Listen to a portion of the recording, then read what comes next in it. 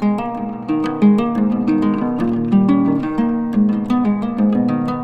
going on, everybody? I'm Jade, the Reform Puerto Rican Dude. Thank you so much for watching this video. So I wanted to talk to you guys about something that you hear a lot, right? You hear it a lot in Christian circles. Do not judge. My goodness, if I had $1. Seriously, guys, like, it's so ridiculous. And if I'm showing my hand early, it's because I'm not exactly hiding it. Like, I'm not a fan of do not judge. Christians, and nominal Christians in particular, often say this as a way to, shut someone down whenever they point anything out, just anything that another Christian might be doing even remotely wrong. But they usually do it because they kind of know they themselves are guilty of certain things, and they don't want to be accused. And to be fair, they do get this from sometimes, it's not just like they come up with it out of nowhere, like they hear it, right? But the people that do teach, like, do not judge, where they usually get it from, it's from, like, Matthew 7:1-5, which says, that if we judge, we will also be judged, by the same standard. How we should, like, take the log out of our own eye before, we help our friend with their little speck in their eyes. So in fairness, yeah, they have something in the Bible that they can point to. But the question is this just a home run? Like, that's it? Like, are we just supposed to just take that passage and just be like, well, I guess you can't judge? Well, no. I'm here to tell you that that's not only not biblical, but the people that tell other people not to judge are themselves making a judgment call, right? They themselves are judging. If you tell somebody that they shouldn't judge others, what are you doing? You're making a judgment about what that person is doing. You're making a judgment about whether what that person is doing is right or wrong. So right then and there, they are making a judgment call. By the way, if I sound stuffy, I'm not sick. I don't know what's going on. I feel like maybe I have allergies or something. I'm not fully stuffy, but I just feel kind of funny. Anyway, so yeah, they are making judgment calls all the time, and listen to this, okay? Let's go to Scripture so you don't have to just take my word for it to know that they're wrong. 1 Corinthians 2:15. The spiritual person judges all things, but is himself to be judged by no one. The spiritual person judges all things, but is himself to be judged by no one. Meaning that we are supposed to judge. In fact, it says to judge all things.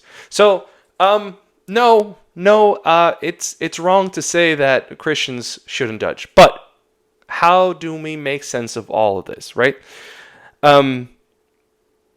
We are called to judge, but the question is not, are we allowed to judge or not? I think we made it pretty clear, like, yes, we are supposed to judge. The question is, how are we supposed to judge? Who are we supposed to judge? And why are we supposed to judge? So let's get into that first. So let's first answer the first question, how are we supposed to judge? John 7:24 says this: do not judge by appearances, but judge with right judgment. So, do not judge by appearances, but judge with right judgment. What is that saying? Well, to judge fairly, to judge correctly, right? If I see that one of my kids keeps crying every time that he goes to hang out with, let's say, my third, because he cries a lot. But let's say that he goes to play with his two older brothers, and he comes back crying. And every time that he goes and hangs out with his brothers, he comes back crying. I can make a judgment in saying, it seems that the two older brothers are doing something bad to him. Now, could be wrong, but I'm making a judgment based on what I'm seeing. And I think it would be a right judgment to make that determination. Now, what I cannot do is say, well, clearly the oldest hit him or something like that, right? Like that's making an assumption without any evidence. But I can make a judgment call that he is actually getting something negative done to him. Now, it could be also that maybe he wants something that that he shouldn't do, and they're stopping him from doing it. And I've seen that happen as well with my kids. Where the little one wants to do or wants to take their stuff, or wants to jump on the bed and he's not supposed to, and the older ones actually are responsible and they actually try to stop him from doing it, right? But I can make a judgment call based on what I'm observing. And I shouldn't be making a judgment call based on who, say, my favorite kid is, which, by the way, is my daughter. Sorry, but we have favorite kids. Anybody that says they don't have favorite kids is a liar. Sorry, it's true. You love all of them. You love all of them, but there are some that you just, and I'm not going to lie. Yes, because she is my daughter. She is my favorite child, because the other ones are boys. And I love boys, but I love my girl. Anyway, getting off subject. The point is that you are supposed to judge rightly, right? So we are supposed to judge not with biases, not with preferences, but according to what is right? Judge with right judgment. All right. So who then are we supposed to judge? That's the next question. Who are we supposed to judge? Look at 1 Corinthians 5, 11, and 12. It says this: "But now I am writing to you not to associate with anyone who bears the name of brother if he is guilty of sexual immorality or greed, or is an idolater, reviler, drunkard, or swindler, not even to eat with such a one." And here's the key: "For what have I to do with judging outsiders? Is it not those inside the church whom you are to judge?" Did you catch that? I hope you did, because we're supposed to judge other so-called believers, right? If somebody claims to be a believer, they are opening themselves up for judgment. Why? Because we as believers are held to a higher standard, right? We're not going to be like the rest. We shouldn't be like the rest of the world. Sometimes we are, because we're believers in name only. Sometimes we are because we're going through a period of sin. But if you claim to be a believer, then you have to be open to judgment. It's kind of funny to me that a lot of churches and a lot of Christians, well, again, they could be real Christians, but just misinformed. But a lot of Christians would say, no, we're not supposed to be judged. That's not right. Actually, you're supposed to be judged. You're part of the church. You should be open to being judged, right? Like that's actually, I think it's quite a humble trait to have if you're willing to be judged by other Christians, because you say, you know what? I want them to correct me if I'm wrong. I want them to kind of point me in the right direction. I want them to keep me accountable. But they can't do that if they don't judge what I'm doing. Right? So, we are supposed to judge other believers. Now, let me stop right there for a second, because then people will say, well, okay, so we're only supposed to judge those inside the church. Well, no, we're supposed to still make judgment calls about other people outside the church as well. Certainly people that you don't know are believers, or as far as you're aware, don't claim to be believers.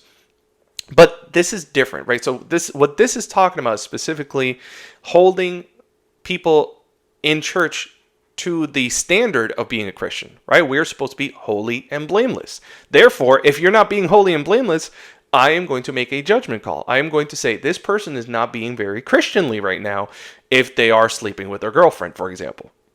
Or if they are constantly gossiping about somebody at church, or whatever it might be. And that's not to say that Christians don't mess up. Of course we mess up.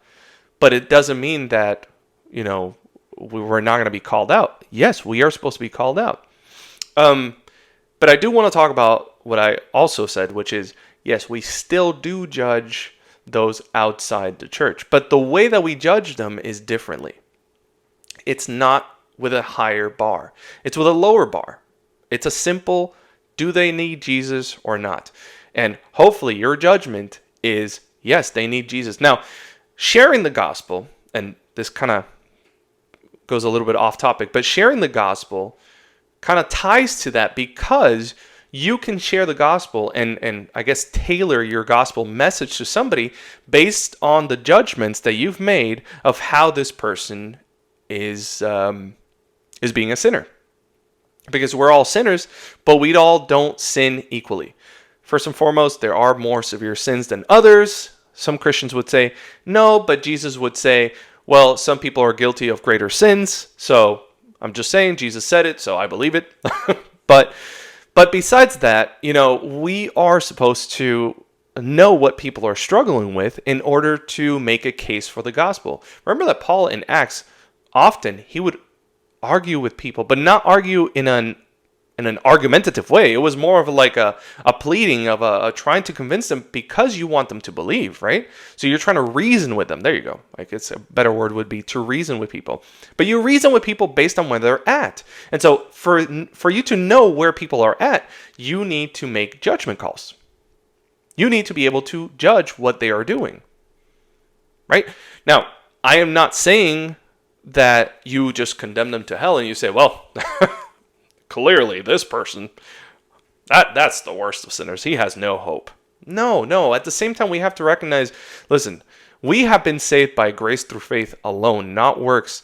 And it was entirely God's doing. It's not our doing. So when we look at other people, we need to understand, man, that's me. Maybe not exactly what I was doing before I was saved, but the condition of that person's heart, that's me. Just sinning in different ways, or maybe it's the same way, I don't know. But the point is that is me. And so we have to take compassion with people, right? And have a desire for them to be saved. Therefore, we have to make a judgment call. And part of that judgment call is also seeing when the right opportunity to share the gospel is. Now, I would make an argument that you can share the gospel at any time.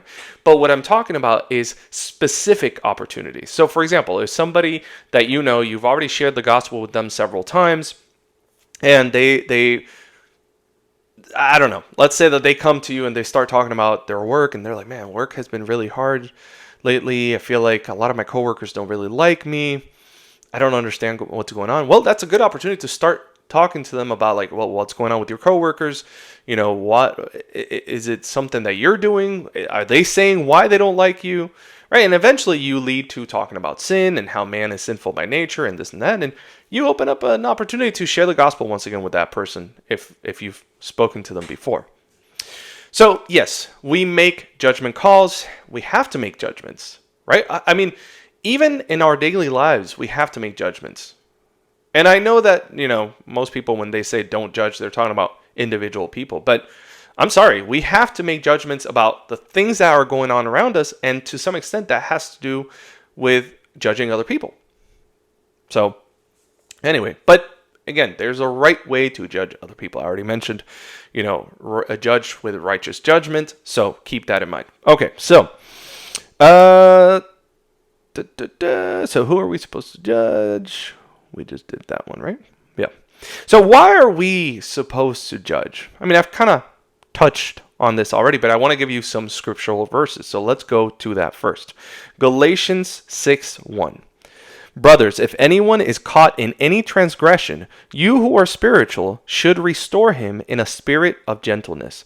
Keep watch on yourself, lest you too be tempted. All right, now let me give you two more verses because I really want to drive the point home on this one. Matthew 18:15. If your brother sins against you, go and tell him his fault, between you and him alone. If he listens to you, you have gained your brother. All right, and then one more. James 5:19 through 20. My brothers, if anyone among you wanders from the truth and someone brings him back, let him know that whoever brings back a sinner from his wandering will save his soul from death and will cover a multitude of sins. Hopefully you're kind of picking up on the pattern of what these verses are saying. They're talking about restoring people. They're talking about guiding people, leading them to the path of righteousness, right? Leading them to the right way to go. Which means that the reason why we're supposed to judge is to help people, not to condemn them. In fact, that is a distinction that we need to make. We are not supposed to judge people onto condemnation. I have no right to say, for sure, Juanita or whoever is going to hell. I mean, I can make the judgment of, oh man, it looks like she might be headed for hell. Technically, we all are, right? I mean, or were, for those that were already saved. But we were all on that path at one point or another. Some of us, humans, right? Like human beings, not just Christians. Some of us are still on that path, but it doesn't mean that they will stay on that path forever, necessarily. By God's grace, He will open their hearts and they will listen to what we have to say. But that doesn't mean that we don't, right? Because this gets into the whole Calvinism thing, and well, you know, if you believe that God's going to elect, blah blah blah. Listen, that's not what I'm here to talk about. But I know you guys are thinking it. At least some of you guys are thinking it. I know you are. God works through means. God works through means. So, I share the gospel with passion and with reason, and God will open the heart, because He's working through the means of me preaching the gospel. Right? That's what Paul was talking about when he said, how will they believe unless someone goes and preaches to them? Like, we still need to do our part because we are instruments of God. Right? We can't just sit back and say, well, God's just going to elect whoever. No. Like, we go preach to people, praying and hoping that God will open the hearts of some of them who will then listen to what we have to say. And then to those that have an open heart, we reason with them. We reason with them. Well, we reason with everybody because we don't know whose heart is actually open. But we reason with everyone. And God willing, some of them are listening. Right? But that's the point. Like, we are trying to either save people or restore people. Right? Like, if they're a true Christian, then of course their heart will be opened sooner or later. Maybe we're planting seeds of conviction. For example, like maybe that person is sinning and doesn't want to listen, but you know, God kind of opened that heart up a little bit, and that seed kind of went in, and so they'll think about it later, and you know, eventually come back and say, you know what, brother, I'm sorry, you were right. That's the goal. You know what I'm saying? Like, and listen, I know that a lot of you guys that are watching this know me from like the internet and stuff, and I know that I argue with people on social media and stuff, and I admit that I crossed the line. I'm sorry. I don't try to. Sometimes I get upset, and in my flesh, I get upset with certain people. But it shouldn't be that way. Normally, what I try to do, and I, you know, maybe some of you guys, God willing, have noticed this too. I try to reason with people, even if they get nasty and stuff like that. Like, I'm trying to reason with them. I'm trying to say, hey, brother, look, or sister, look at the scriptures. Look at what it says. Do you really think that doing X, Y, or Z is a good idea? Because God is telling us, no, it's not a good idea. You know, I want what's best for you. I want you to come to walk in righteousness, to walk with God according to what He has commanded. So, whenever we make a judgment about what somebody else is doing or maybe their spiritual condition, again, we can't make a final judgment on that. I can't say for sure, oh, that person's not saved or that person is saved. Unless, of course, they're not saved, right? And they deny Christ. Obviously, they are not saved at that point. But I can't say, well, that person will never be saved. I can't say that. I have to always have that hope that they will be saved. And if they're a Christian who's just making a mistake, either way, same goal, right? Like, restore them, bring them to walking in truth, right? In the right way. Whether it's a non-believer or a believer alike. That's the goal. Because we love. Because we love. We're supposed to love others, even when they're really, really, really, really hard to love. But we can't love on them if we're not making judgment calls, if we're not judging them to some extent. At least judging their actions, right? Okay, so you might be thinking, but wait, what about, Matthew 7, 1 through 5, right? Which says not to judge. Well, let's go ahead and read it, because of course I have it here. I want to break it down. Judge not that you be not judged. For with the judgment you pronounce, you will be judged, and with the measure you use, it will be measured to you. Why do you see the speck that is in your brother's eye, but do not notice the log that is in your own eye? Or how can you say to your brother, let me take the speck out of your eye, when there is the log in your own eye? You hypocrite! First, take the log out of your own eye, and then you will see clearly to take the speck out of your brother's eye. Well, there it is, folks. We can't judge. No. No. Incorrect. False. This is talking about judging hypocritically. This is talking about if you are doing the same things or worse than that your brother is doing, then shut your mouth. First, deal with the problems that you have, right?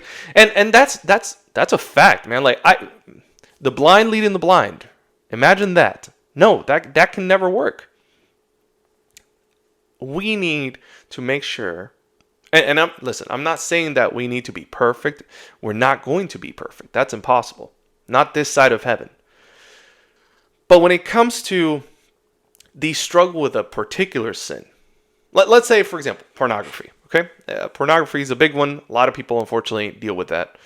So, if you are a current porn addict, or maybe you are struggling with pornography in the present time, it's great if you are trying to get help with that. That's a good thing, right? It's not a bad thing. That's a very good thing. But I don't know if you should be the person to tell other people, listen, you need to stop pornography, and no, because you're struggling yourself. What's going to happen? Look, let's go back to Galatians 6:1. Brothers, if anyone is caught in any transgression, you who are spiritual should restore him in a spirit of gentleness. Keep watch on yourself, lest you too be tempted. So part of helping people be restored is kind of, to a degree, approaching them at their sin. And if you are currently struggling with pornography, that's going to be a problem if you're trying to help somebody else that's struggling with pornography. That's going to be a huge temptation for you. I don't recommend it. Now, if you have spent, I would say, a considerable amount of time where you know that pornography no longer has that hold on your flesh as it once used to, proceed with caution, but now you can help your brother with the speck in his eye, now that you've taken that log out of your own eye. Do you see what I'm saying? It's not that